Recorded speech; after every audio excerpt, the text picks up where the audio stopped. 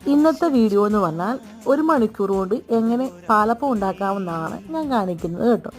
അതിനായിട്ടുള്ള ഇൻഗ്രീഡിയൻസ് ആദ്യം പച്ചരി, ആവശ്യത്തിനുള്ള പച്ചരി, പിന്നെ അതിൻ്റെ കൂടെ നമ്മൾ ആവശ്യത്തിനുള്ള ചോറ്, പിന്നെ ആവശ്യത്തിനുള്ള തേങ്ങാപ്പീര, പിന്നെ ആവശ്യത്തിനുള്ള ഈസ്റ്റും കൂടെ ആഡ് ചെയ്ത് ഒരു തലേദിവസം രാത്രിയിലാണ് ഇങ്ങനെ അറേഞ്ച് ചെയ്ത് നമ്മൾ വെച്ചിട്ടുണ്ട്.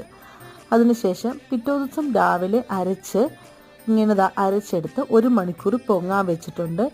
അതിനുശേഷം നമുക്ക് ഇങ്ങനെ സോഫ്റ്റ് ആയിട്ടുള്ള പാലപ്പം ചുട്ടെടുക്കാവുന്നതാണ്. 1 മണിക്കൂർ വെച്ചാൽ മതി. അങ്ങനെ വെക്കുമ്പോൾ തന്നെ നടുവൊക്കെ പൊങ്ങിയ നല്ല സോഫ്റ്റായിട്ടുള്ള പാലപ്പം കിട്ടുന്നതായിരിക്കും.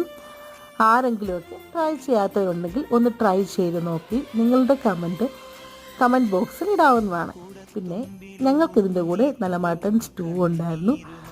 അപ്പം എല്ലാവർക്കും ബൈ ബൈ, സ്റ്റേ ബ്ലെസ്ഡ്.